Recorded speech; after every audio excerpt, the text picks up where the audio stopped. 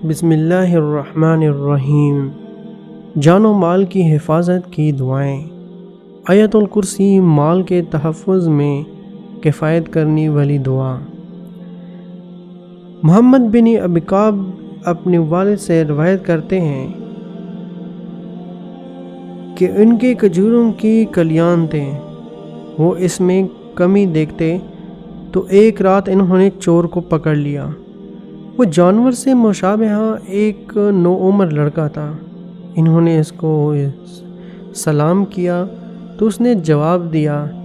انہوں نے کہا تم کون ہو، جن یا انسان؟ اس نے کہا میں جن ہوں۔ انہوں نے کہا اپنا ہاتھ میری طرف بڑھاؤ، تو اس نے اپنے ہاتھ بڑھایا۔ اس کا ہاتھ کتے کی طرح تھا اور اس کے بال کتے کے بال کی طرح تھے۔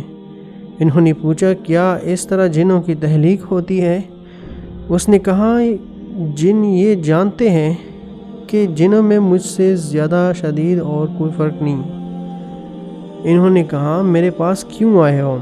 اس نے کہا ہمیں خبر ملی ہے کہ تم صدقہ کرنا بہت پسند کرتے ہو، تو ہم تمہارے کھانے میں سے اپنا حصہ لینے آئے ہیں۔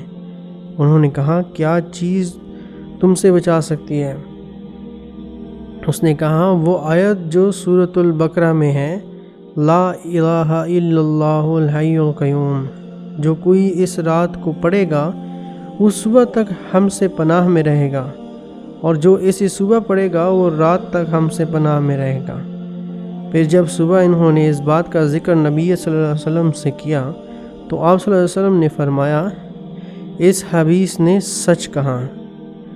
سورۃ البقرہ کی آخری 2 آیات کا کافی ہونا۔ نبی صلی اللہ علیہ وسلم نے فرمایا جس نے رات کو سورۃ البقرہ کی آخری 2 آیات پڑھیں وہ اسے کافی ہو جائیں گے۔